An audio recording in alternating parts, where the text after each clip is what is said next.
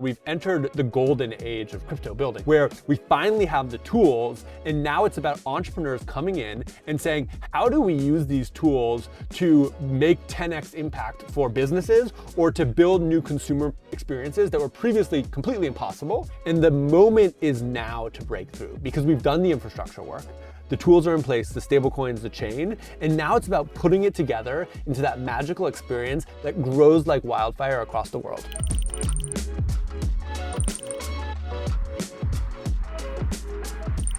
I'm really excited to be joined here today by Jesse Pollak.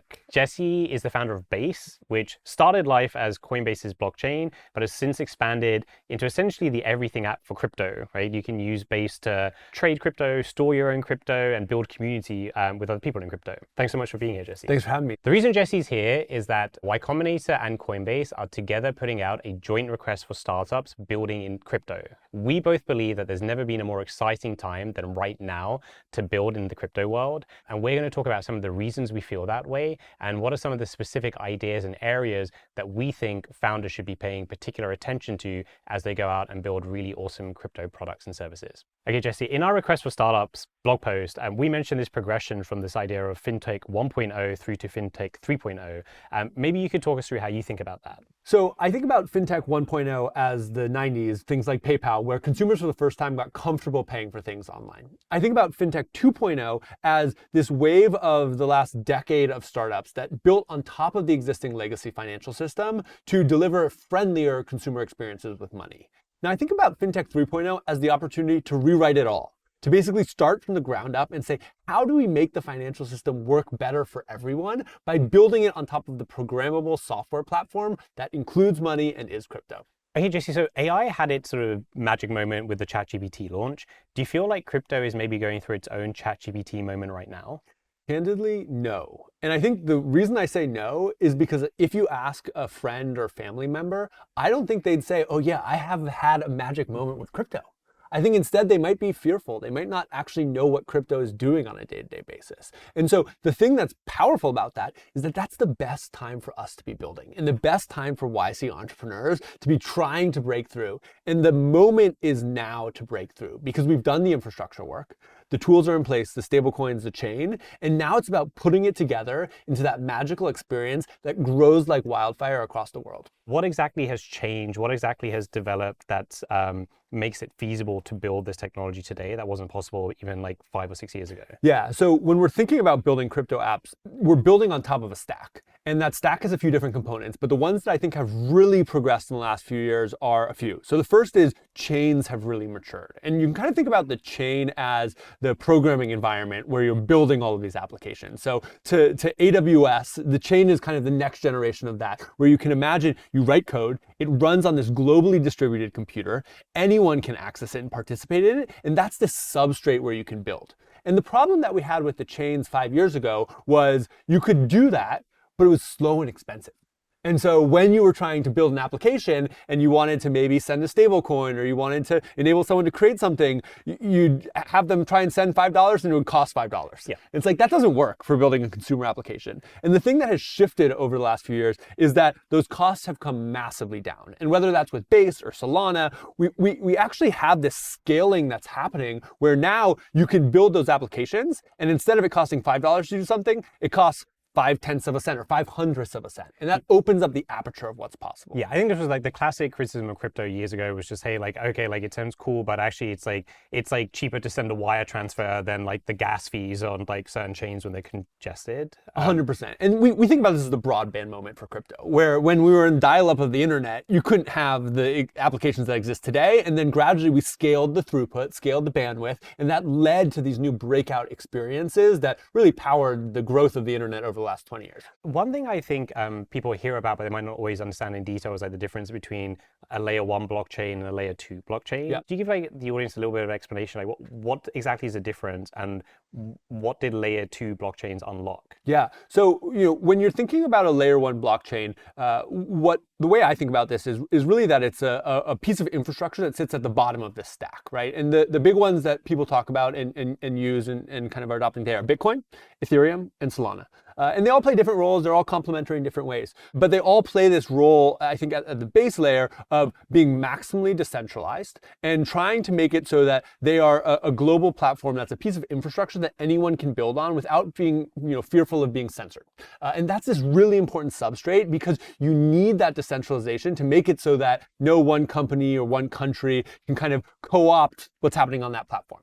Now, the thing that Ethereum pushed forward over the last 5 years was they said, hey, if we want to get to the sort of scale that can enable, the next Google to grow, that serves billions of people, there's inevitably going to be some trade-offs around this decentralization and the security that it provides, and then the scalability that actually lets you drive down those costs. And so what Ethereum said is, we're going to think about how do we build an architecture where on top of that layer one, we can kind of create an ecosystem of what they call layer twos, which take that infrastructure, take that decentralization, and then bootstrap off of it, build on top of it, to scale while preserving decentralization as a core characteristic. And this is exactly what Base does. So what Base does is you can kind of think about it like an HOV lane. We sit on top of Ethereum, we take millions and millions of transactions, we compress them, and we publish them to Ethereum. And that means that when we're compressing them, we can get a ton of efficiency, which lets us drive down costs 1,000%. But because Ethereum is sitting at the base layer, it brings that decentralization, it brings that censorship resistance to make it so that Base can stay this open global economy that anyone can participate on. Now, Solana, I think, has gone to the other side of the spectrum and they said, hey, we're going to do it all at the L1. And I think that that's a really cool and powerful design choice as well. And this is one of the things that I think is really exciting about where we are at crypto, is that we're exploring a bunch of different paths. People are learning kind of in every single part of the world. And then we're all converging back those learnings to build out these products and this infrastructure that's going to enable that next wave of adoption. Engineers, whenever they're learning a new technology, usually often have their own go-to app that they try and build to learn it, right? For me, it's usually trying to build a simple blog engine or something like that. If someone wants to start building with crypto and sort of understand what the power of a layer 2 blockchain is or Base is, what's your recommended Hello World or blog engine app that they should? One app that I think will just be really powerful is building an interface that lets you interact with a swap, like an AMM or an exchange, right? So one of the really powerful things that crypto enables is it enables you to seamlessly swap between assets. You could swap between Ethereum and a stablecoin or between multiple stablecoins. And the way that happens is through what's called an AMM or an automated market maker, which is kind of an exchange that's written in smart contracts. And those things are really simple, right? What previously was, hundreds of thousands or millions of lines of code has been distilled down to a simple formula and then written into hundreds of lines of code that sits in a smart contract that lives on Base. And I think one of the really kind of easy and cool hello worlds is building a UI that serves as an entry point into one of those exchanges. Because then you can see, oh, I can connect my wallet. I can build this little interface that lets me take an asset that's in my wallet and swap it to another asset in my wallet. And I don't need to sign up for an API key. I don't need to get permission from anyone. All I need is to write a little interface. And so I think that that's a really good hello world. Another thing that I think is a really good hello world is actually going in there and building your own AMM. Right? It is literally just a function that's kind of defining the relationships between how one asset swaps to another. And it's, on the order of hundreds or thousands of lines of code. And so that's a little bit more complex. You're getting into the smart contracts, you're figuring out how do I actually make these kind of swaps work? But I think that learning experience of saying, hey, if you look at the New York Stock Exchange or any traditional exchange, this is huge amounts of infrastructure, huge amounts of overhead, and now that can be distilled into hundreds of lines of code. I think that that's kind of an aha moment for a lot of people. On the regulatory front, because that seems like it's a big catalyst for this particular moment in time for crypto. Yeah. There's lots of news around the Genius Act is going through, and you've got various bills trying to sort of regulate the crypto market. In what ways have you seen regulation hold people back from being able to really innovate with crypto over the past few years? And how is that changing now? Yeah, well, I think this is something that really impacted startups of the type that are coming into YC and trying to be successful. And I've been working with builders over the last, 5-6 years to try and figure out how can I help them be successful building on-chain. And the thing that has been really consistent is that so many early stage builders and late stage builders ended up spending equivalent or more money on lawyers than they were on engineers. And if you're coming into YC and you're interviewing and you're like, hey, we're going to be spending more money on lawyers than engineers, like my gut is that the YC partners are going to say, okay, like maybe you're not building in the right business here. Like really, are you as a 3-person team going to be able to be successful? Yeah, this was actually really what happened for us a lot of those application cycles in 2021, 2022. Like we will look at it and feel like, okay, like what's the domain expertise you need to build something really good here? And it was actually like, if you're building a hardware company, you're building robots, you kind of need to have like some experience building hardware and robots. And we felt that with crypto, it was actually like you needed to really be paying attention to the regulatory aspects of it and understand securities law. And I know if you're putting like real estate on the blockchain, you need to understand what all of the legal implications of that were. And a lot of the time we'd be in interviews and we just feel like the teams had no understanding of it at all. And it was unclear how you would ever go to market or build any trust. And the thing I would say is I don't even think that that's an indictment of those teams. That's an indictment of the fact that the regulation has been massively unclear, right? Like there literally hasn't been rules of the road for entrepreneurs to build on this new platform and be successful. And so the impact that we've seen of that is that it's basically just chilled out people from being successful, right? If you have to spend more money on lawyers than engineers, how can you apply the YC principles of being customer centric and doing things that don't scale? Like literally you're being forced to do things that much bigger companies should be doing instead. And so I think that has been this massive kind of constraint on innovation for the last decade. And I think the thing that's just started to shift, we're still in the early days, but it's really happening, is that now that we're starting to have regulatory clarity, whether that's with stablecoins from the Genius Act or potentially with all of crypto tokens with the Clarity Act, what's that leading to is it's leading to those entrepreneurs now having more certainty. These are the rules of the road, and therefore that idea that previously I would have to go get a ton of legal opinions on, can I do this? They can now just go and do it. And that is such a lowering of the barrier to entry for the entrepreneur in the United States or outside of the United States that I think it's going to lead to a ton more innovation. And going back to kind of the scaling things that we talked about, and kind of what's enabling this next chapter, we talked about scaling the chain. I think that's a huge part of it. I think the regulatory unlock is another huge part of it that's changed. I think stablecoins maturing is a third huge part of it that's changed, where you now have programmable money that's, the money that we're all used to, that we can all use. And then I also think that we've kind of had a bunch of breakthroughs on wallets and simplifying wallets and making it so that they can be integrated into the user experience in a way that's not scary. And so those, 4 things, chain scaling, regulatory clarity, stablecoins emerging as a really powerful tool, and then wallets getting simpler and simpler, I think have matured to the point where we've entered the golden age of crypto building, the golden age of on-chain building, where we finally have the tools. And now it's about entrepreneurs coming in and saying, how do we use these tools to make 10x impact for businesses or to build new consumer experiences that were previously completely impossible because we couldn't program things on a global stage, we couldn't move money at the speed of light, but are now possible?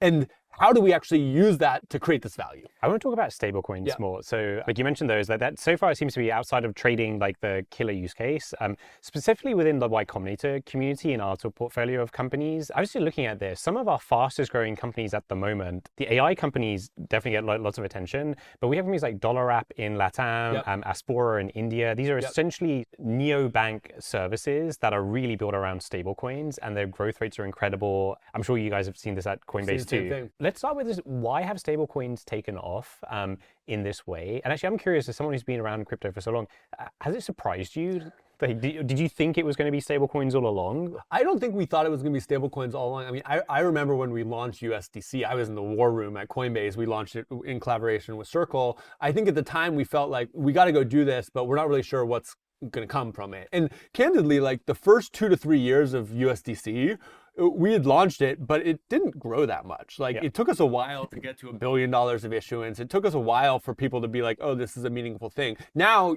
there's almost $200 billion of stablecoins in the market. So I think it feels obvious, but even in 2017, 2018, 2019, when we were just getting started here, I don't think it felt obvious at all. Now, I think the thing that stablecoins unlock, which has been the primary thing that's driving this, is they enable programmable money to come into the existing financial system and give, in particular, programmable dollars to anyone in the world. And this is a big unlock because previously, prior to stablecoins, if you were an entrepreneur outside of the US, or if you were just an everyday person outside of the US, you actually didn't really have a way to access dollars. You couldn't open a dollar account. You couldn't get a dollar savings account. You couldn't get a dollar business account. And that meant that whether you were trying to transact with other businesses or consumers in dollars, or you were just in a economic local environment where your currency wasn't really working for you, maybe because it's massively inflating, or maybe because it is unstable in other ways, you were cut out of accessing the dollar system that actually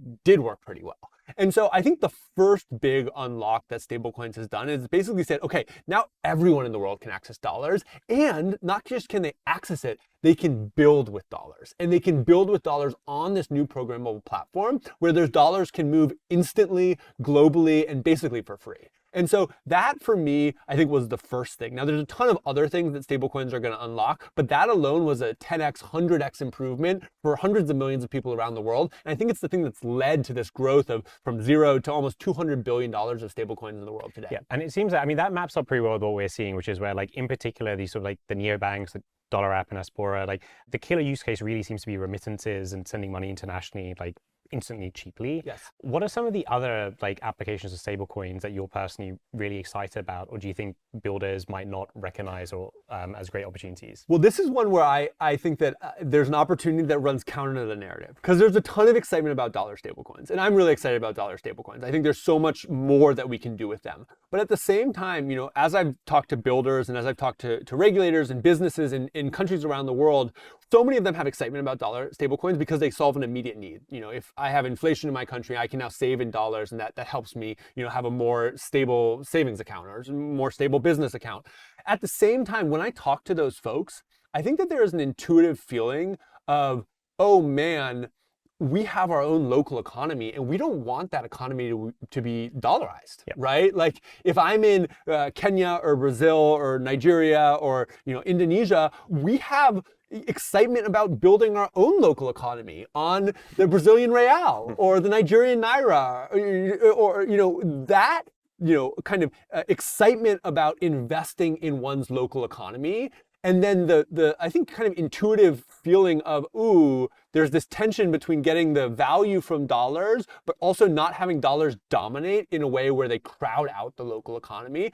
I think to me, that is one of the most exciting opportunities to kind of lean into. And what we're seeing start to be that opportunity is that now, alongside the dollar stable coins, you actually have entrepreneurs in all those countries who are creating stable coins for their currencies. Yep. So you have a Brazilian real currency, you have a Nigerian naira currency, you have an Indonesian rupee currency, you have a stable coin for every country. And what that means is that you can take all of the innovation that has kind of been built on top of dollar stablecoins, whether that's easy to send, or it's easy to borrow and lend with, or it's easy to swap to other things, and apply them to your local economy. So now you want to do business loans in your local currency? Great, take a bunch of the stuff that's already been built and apply it to your local stablecoin. And that opportunity to take this technology and make it so that it's actually an empowering technology for local economies, I think that is one of the most exciting things. And it's still early, it's still small, but for builders like the builders coming through YC, who are coming from all around the world and who are excited about taking on those hard challenges,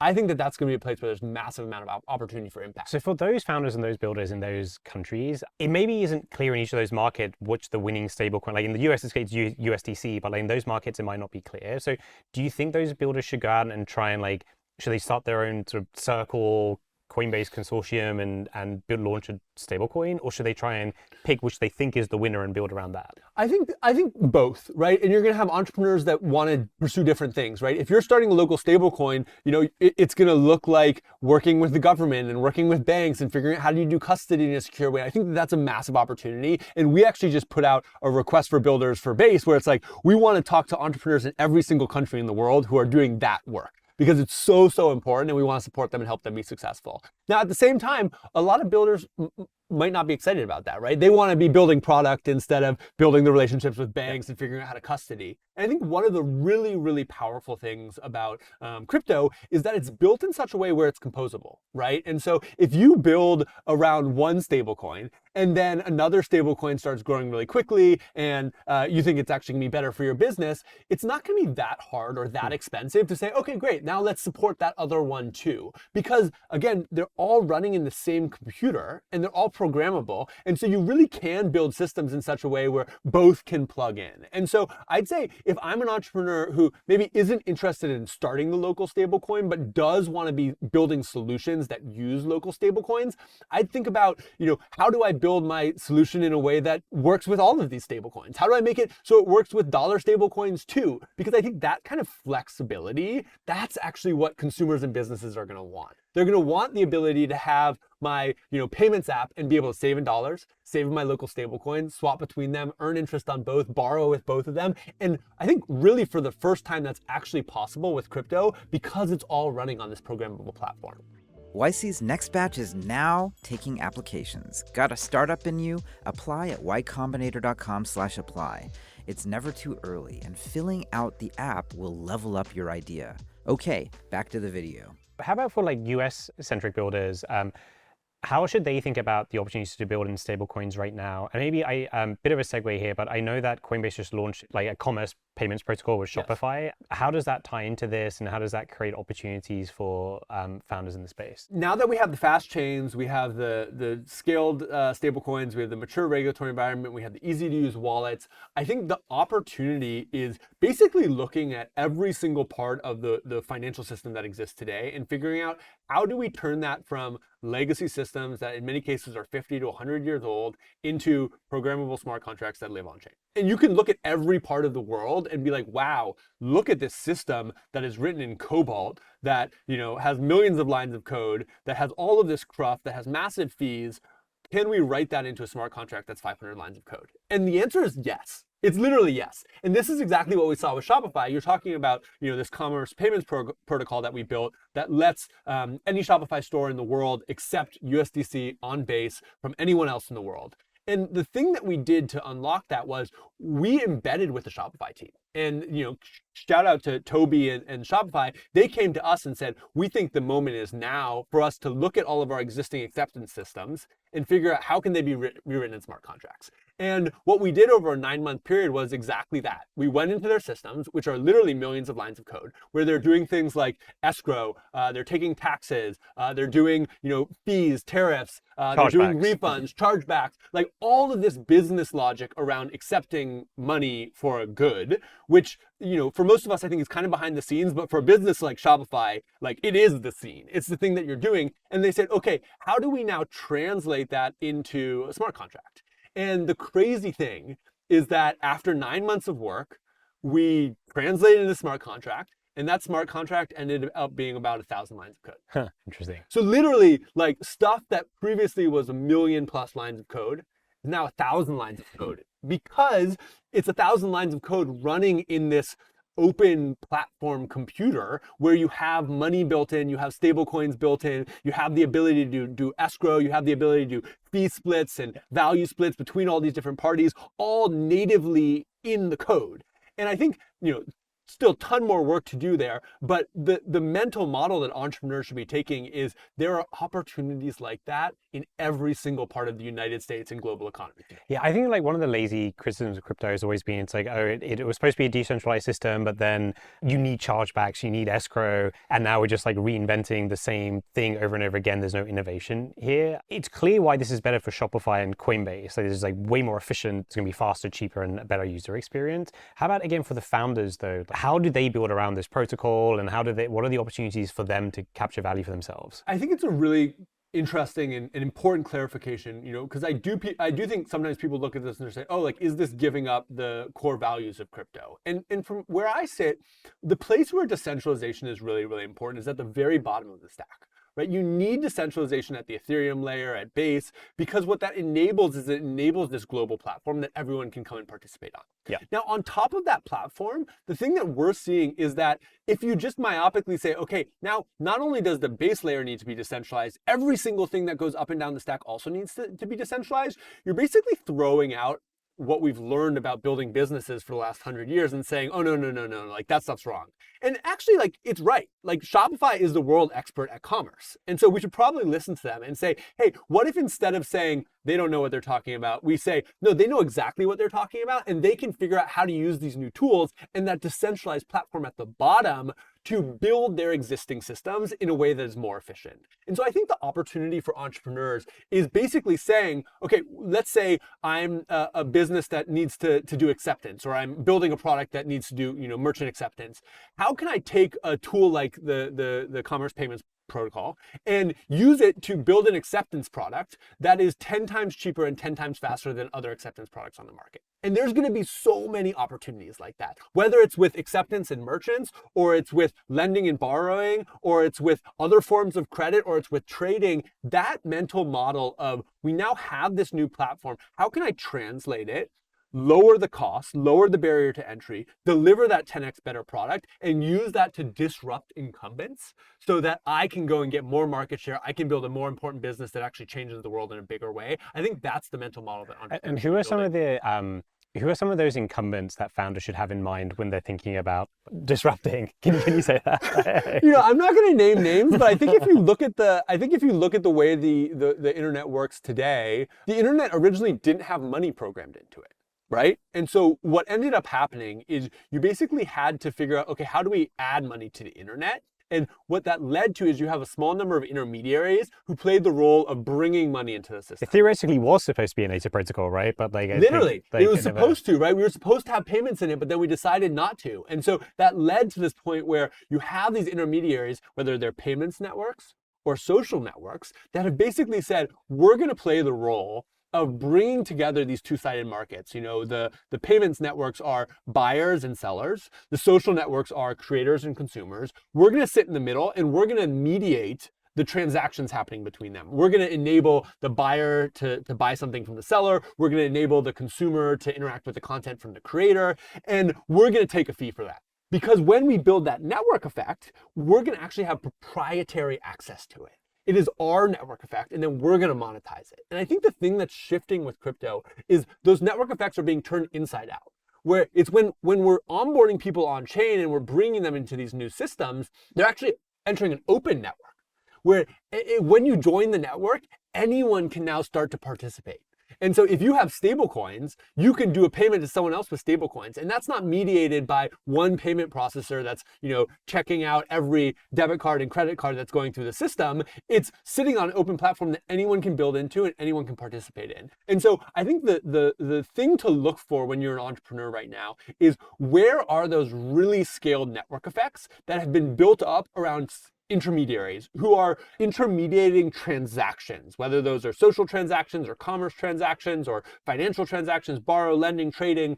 And then how do we use this new open platform to mediate those same transactions in a way that's 10 times cheaper, 10 times faster, and 10 times more globally available? And I think that globally available one is a really, really, really important one, because it's going to be the thing that's going to enable everyone, regardless of where they're born, regardless of where they live, to participate in these new value creation systems. And I think it's going to lead to the world becoming a lot better place. And it actually sparks some memory for me of I think the first cycle of crypto applications we saw years ago.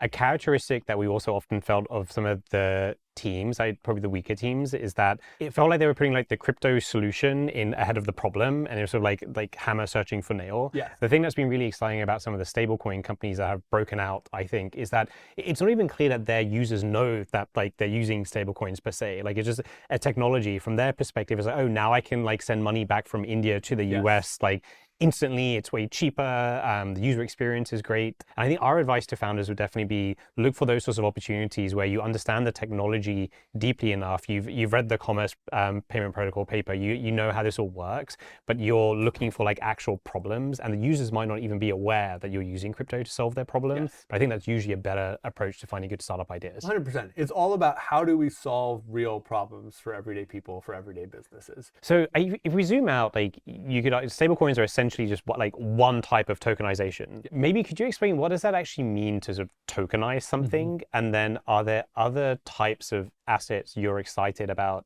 seeing be tokenized and brought on chain? If you think about the existing financial system, you can kind of think about all of these large classes of assets, right? Stablecoins map to fiat currencies, right? You have the dollar, you have the euro, you have the yen, you have hundreds of fiat currencies from all the countries around the world. But that's obviously not the only class of assets. You also have stock. You have bonds, you have real estate, you have all of these complex debt structures. And all of that today sits inside of the existing financial system, right? Maybe it's the stock certificates that sit with the DCCC. It's this whole world of records that map to financial assets that sit inside legacy systems. And so when we're talking about tokenization, I think one of the big swaths of tokenization, I think the one that most people think about when they're thinking about tokenization is basically how do we take all of those asset classes and move them out of the legacy books and records and into this new programmable environment? How do we move them from the records that maybe started 100 years ago when we had the first stock certificates into smart contracts that live on Base? And that is a massive opportunity, right? Like, again, there's trillions and trillions of dollars of assets in the world. And I think we can all imagine that if you take all the assets that exist and then you put them into a platform where they can be programmable, they can move instantly, they can move basically for free, they can be accessible to anyone globally in the world, that's going to create a lot of value for the world. And so we're really excited about seeing that. And that's what we're seeing every day on Base right now. It's like people are bringing stock, they're bringing bonds, they're bringing more stablecoins like I talked about earlier. They're actually bringing collateralized debt positions. Like every single thing you can imagine, it's being moved from the legacy system into the new system. The other class of tokenization that we're also really excited about, which I think is a more emergent thing, is whole new asset classes that don't exist in the traditional world. Yeah, what are some examples? And this is, I think, a thing that you have to squint a little bit to see it, and it can run counter to, I think, the advice you were maybe just giving to entrepreneurs, right? I think one way of thinking about crypto is, okay, how do we look for existing systems that are broken, and how do we use this new technology to make them more efficient and deliver value to customers with that? I think the other way of thinking about crypto that we really believe in and we do not think should be eschewed is saying, okay, we have a new platform. What if there's stuff that wasn't possible before, or that we couldn't believe before, that is now newly possible in this new platform? And what if that is actually 10 times bigger, 100 times bigger, 1,000 times bigger? If we were in the early 2000s or the mid 1990s, I think, if we said, okay, the big thing about the internet is we're going to bring all of the books on chain and we're going to bring all the news things on chain, I think a lot of people might have said, yeah, that's the big thing. And they all would have been wrong. Because really what the big thing was about the internet was all of the content that none of us knew even existed from billions of people all around the world that's now enabled by the social global internet that exists today. So are there directions like this that you're excited about? Things that just don't exist, that can only exist in sort of like an on-chain world where there's programmable money? Yeah, I'd say the biggest one that I'm excited about, and this is something that's a big part of what's happening on Base right now and what's happening with the Base app, is the idea that we have a whole creator economy that's built right now, but currently the creators and the content that they create aren't actually valued as assets. And that is because they are the content and the creators, again, they're kept in these locked up systems where those network effects are controlled by a small number of corporations. And those corporations monetize it. They monetize that content to the tune of literally hundreds of billions of dollars a year. But the creators don't actually have access to that value. And so I think one of the biggest asset classes that we believe is about to emerge is content and creators and creator capital markets, where for the first time, you're going to have creators that start to say, hey, I want to use this new platform to raise capital for myself. I want to bring my content into this new free market. And then I want to have that content be valued by the market. And so, for instance, on the Base app, it's a new social product where every single post that you make is a coin and every single creator is a coin.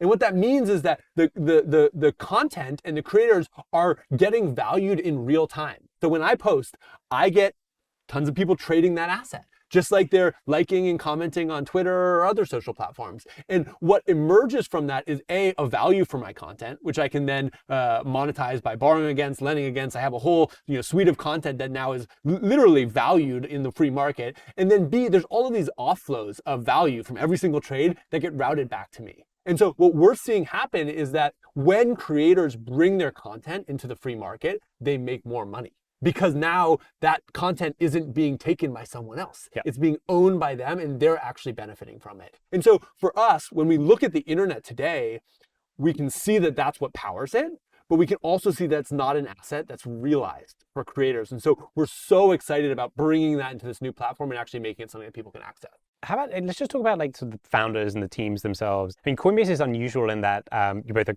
product company and you also like invest in these teams yourselves. Like when you're looking for teams to invest in the crypto world, what are some of the attributes you look for? Like how do you tell that this is like the type of team that can build something great in the crypto world? And maybe what are some of the success stories so far? Yeah, and I'll start with one thing that we don't look for, which is that we do not look for people in a certain part of the world. Okay.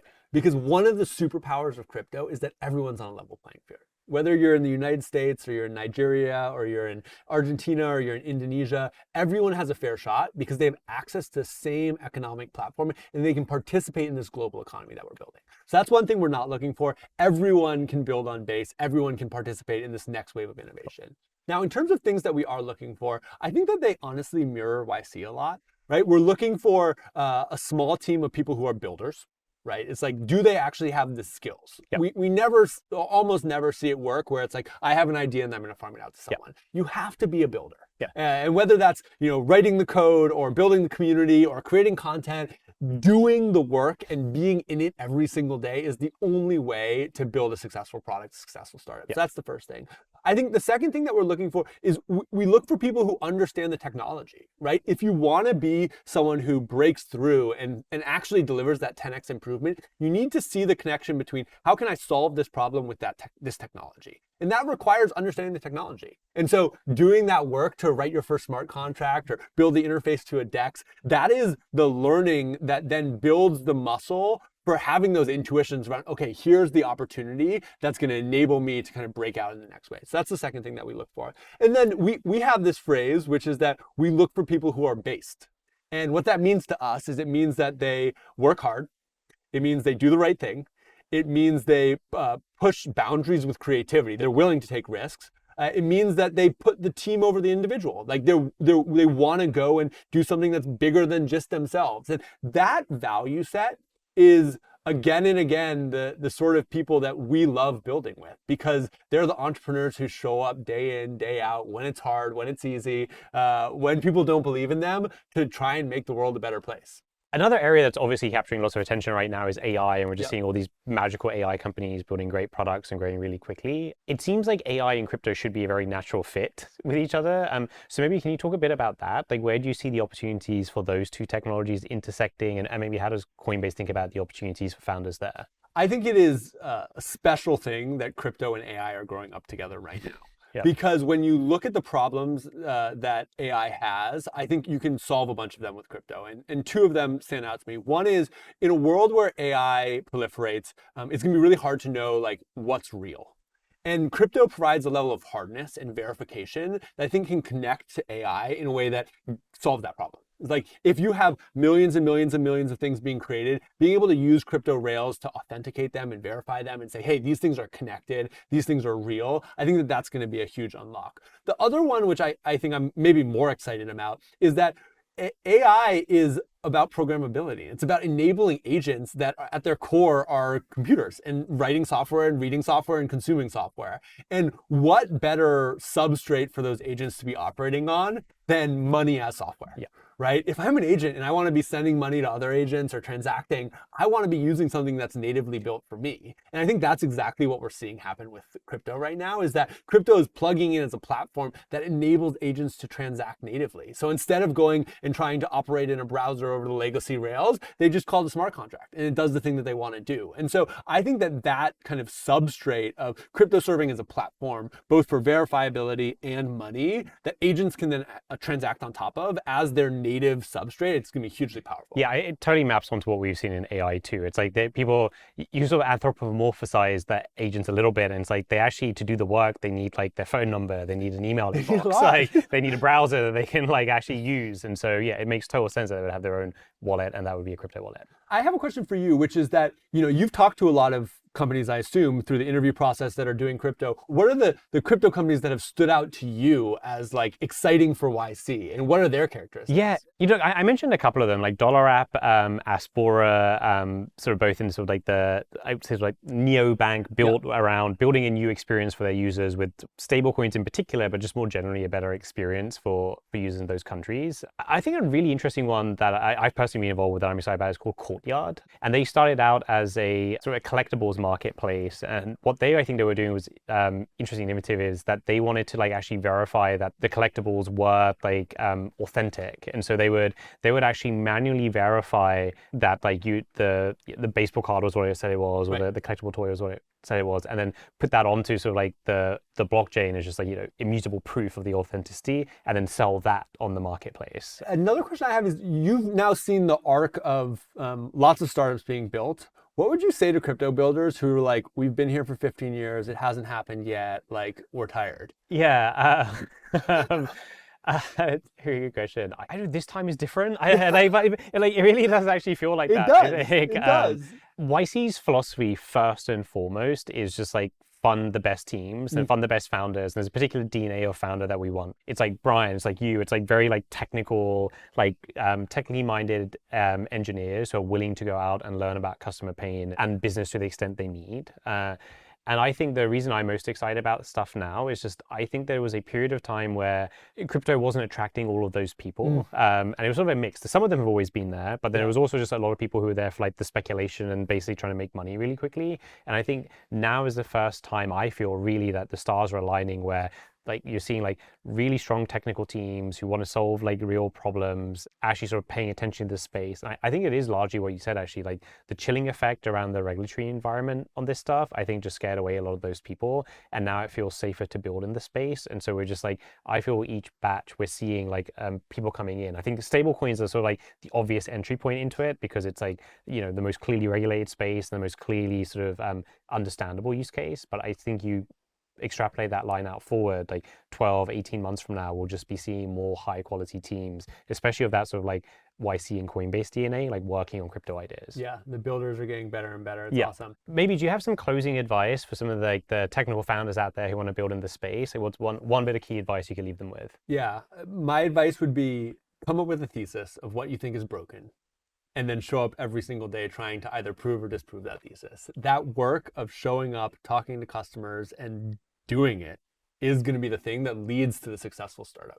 So let me ask a final question. Is YC open for business for crypto? Yes, 100%. I mean, like, we absolutely want to fund all of the great teams that are working on crypto. I love it. So excited. So excited to be here. So excited to be doing this. And so excited to hopefully see hundreds and hundreds of incredible startups being built on crypto, backed by YC in the coming years. So if you're a builder, if you're an engineer and you're interested in building a crypto startup, YC would love to see applications from you, and we love to work together with Coinbase on helping you succeed.